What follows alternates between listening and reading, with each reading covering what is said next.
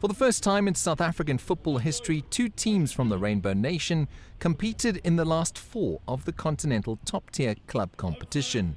Guaranteed a cool $1.2 million for their efforts, both former champions have shown pedigree, tenacity, and a desire to be competing with the powerhouses of Africa.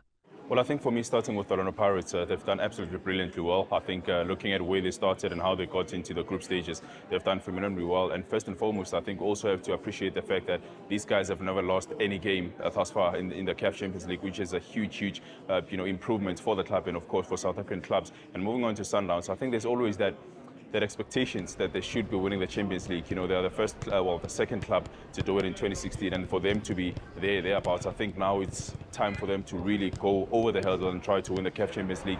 The Betway Premiership title race is an indication of how competitive the two clubs have been this season, with Sundowns holding on to top spot, while Pirates continue to chase them down, all while both clubs compete for top honours in the CAF Champions League. Our league is competitive enough. If you check, for the past few years, Sundowns have been dominating, but this season, Pirates have come through and pushed them all the way. There are about four or five teams that are competing to finish third, which on its own is a good thing. So I'm quite happy that we've got Pirates, we've got Sundowns, we've got Stellenbosch in the last stages of the continental club competitions. It's really a good sign that our football is heading in the right direction and it's competitive enough.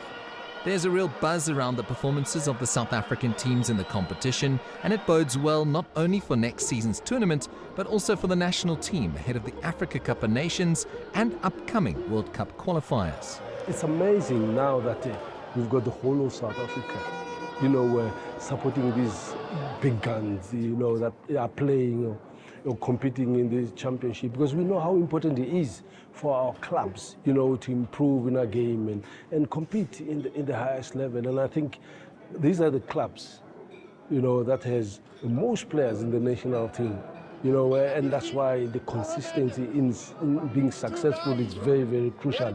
When comparing the efforts of both South African teams in this edition of the competition, Orlando Pirates, champions way back in 1995, have been the surprise package, while Mamelodi Sundowns, winners in 2016, have always been expected to challenge for the title. So it's no surprise that they have reached the last four. It's a great advertisement for South African football and will bode well for the national coach when the players from both clubs get together to represent Bafana Bafana, brimming with confidence heading into the FIFA World Cup qualifiers next month.